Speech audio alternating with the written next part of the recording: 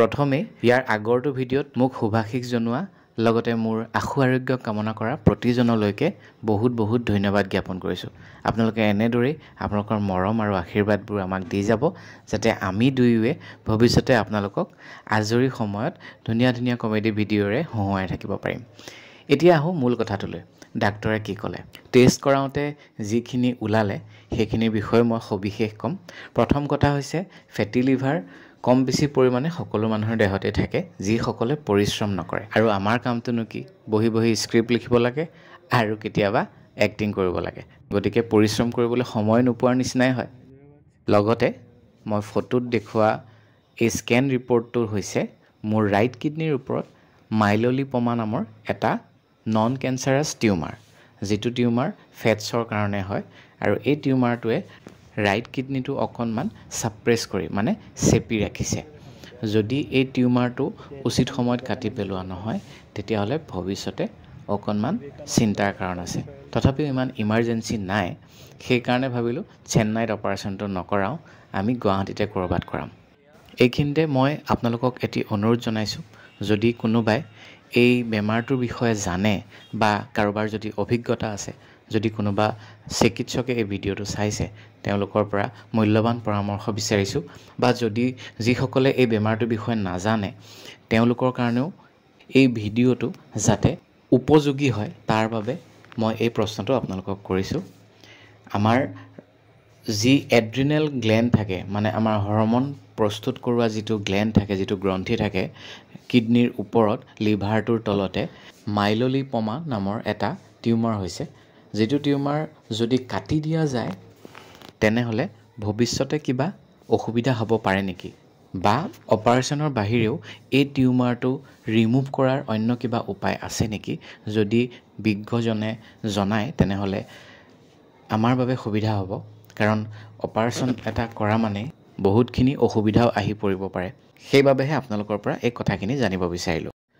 বহুতেই কয় জীৱনটো এটা সাঁথৰ, কিন্তু সাঁথৰ জানো ইমান ধুনীয়া হয়? মই বিশ্বাস কৰোঁ জীৱনটো এখন ৰঙীন ছবিৰ দৰে, য'ত ভাল বেয়া, ক'লা বগা, ৰঙা নীলা হালধীয়া বেঙুনীয়া সকলো ধৰণৰ ৰঙেই পোৱা যায়। মাথো কেনেকৈ ক'ত ৰংবোৰ দিব লাগে, কেনেকৈ সজাই তুলিব লাগে সেয়া আমাৰ ওপৰত। প্ৰায় প্ৰত্যেকৰে জীৱনত বেমাৰ, দুৰ্ঘটনা এনেকুৱা ধৰণৰ ঘটনাবোৰ থাকেই, কিন্তু এই সকলোবোৰ থাকিও আমি যদি নিজকে চম্ভালি আমাৰ জীৱনৰ ছবিখন সুন্দৰকৈ আমি আঁকি তুলিব পাৰোঁ তেনেহ'লে সেই ছবিখনেই আন 10জন মানুহৰ জীয়াই থকাৰ প্ৰেৰণা হৈ পৰে।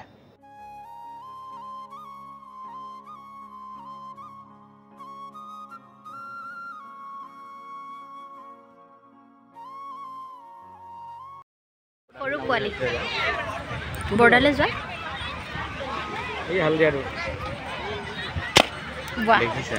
ব্লেকটো, কোনটো ব্লেক? হালধীয়াটো কাষতে থাকে যে গ্ৰীণ আৰু ব্লেক। চেন্নাই এপ'লত আমি ভবাতকৈ অলপ বেছি টকাই খৰচ হ'ল। মোৰ নিজৰ পৰাটো গ'লেই, লগতে দেউতাও প্ৰায় 65,000 মান টকা দিছিলে। সেইখিনিও এটাৰ পাছত এটা টেষ্ট কৰোঁতে কেনেকৈনো আদায় হ'ল ধৰিবই নোৱাৰিলোঁ।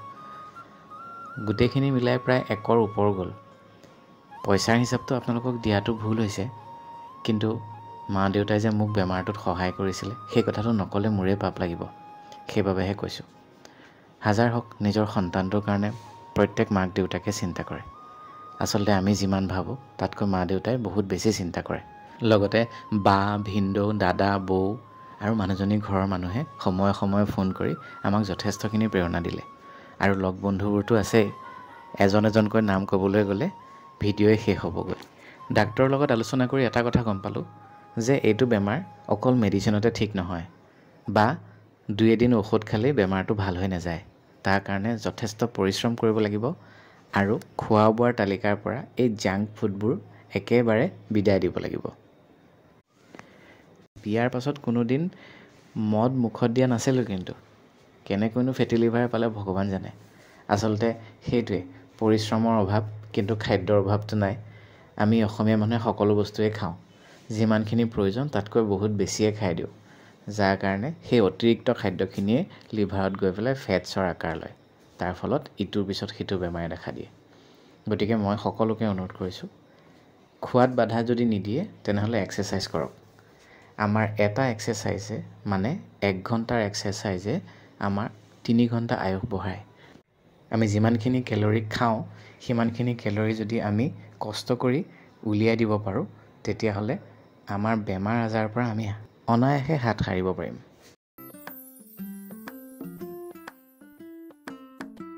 ইণ্ডিয়ান লেডি ষ্ট্ৰীট ফুড অসমীয়াত লিখা আছে চেন্নাইত এখন অসমীয়া দোকান এপলৰ ওচৰতে ব্ৰহ্মপুত্ৰ চেন্নাই এপলত ডক্টৰৰ লগত শেষবাৰৰ বাবে গোটেইখিনি আলোচনা কৰি আমি গুৱাহাটীলৈ আহিবৰ বাবে ৰিটাৰ্ণ টিকেট কৰিলোঁ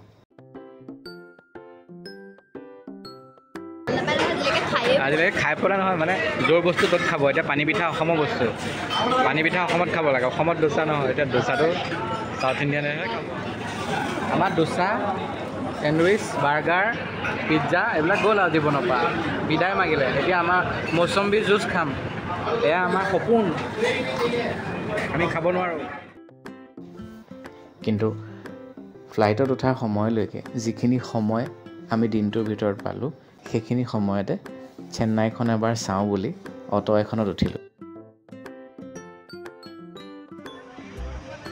হেল্ল' জি আনা പടാട്ടം ഇല്ലേ എൻ്റെ കൂടെ നാമണില്ലേ കണ്ടാവില്ലേ বুজিলেনে কি ক'লে വീട്ടിൽ മാണില്ലേ അമ്മ ആണില്ലേ মই বুজাই দিছোঁ এইটো ভাষাটো মানে আমি আহিলোঁ ইয়াৰে কি কয় এইটো গভৰ্ণমেণ্ট মিউজিয়ামলৈ আহিলোঁ দেই গভৰ্ণমেণ্ট মিউজিয়ামটো ঠিকে আছে বাৰু বহুত দূৰ ঘূৰি পকি আহিলোঁ কিন্তু কেনেকুৱা গৰম দেখিছে ইয়াতে চাহ কিন্তু মানে সাংঘাতিকভাৱে গৰম আৰু মিউজিয়ামটো ইমানেই ডাঙৰ এচি নামত একো এটা নাই অকল ফেন এখন দুখন ক'ৰবাত ক'ৰবাত চলি আছে গৰমত নোৱাৰি ওলাই আহি ইয়াতে বহিছোঁ তথাপিও ঘামি আছোঁ বতাহো নাই এতিয়া ভাবিছোঁ যামগৈ এনেই আহিলোঁ চাবলৈ মানুহবিলাক যে কেনেকুৱা চাবলগীয়া একোৱেই নাই আমাৰ কলাক্ষেত্ৰখনেই ভাল আমাৰ কলাক্ষেত্ৰটো ভাল ভাল একদম আমাৰ যিটো মিউজিয়াম তাত বহুত কিবাকিবি আছে চাবলৈ বহুত ধুনীয়া কিন্তু ইয়াত শিলৰ মূৰ্তিকেইটা বাহিৰে একোৱেই নাই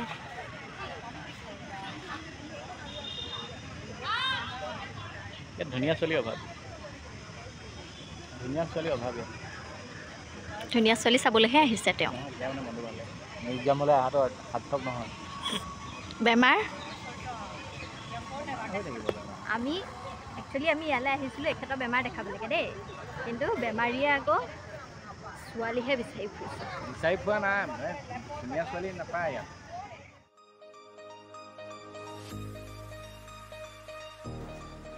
অৱশ্যে চেন্নাই চহৰখন বহুত পুৰণা যদিও ধুনীয়াৰ ক্ষেত্ৰত আমাৰ গুৱাহাটীও কোনো গুণে কম নহয়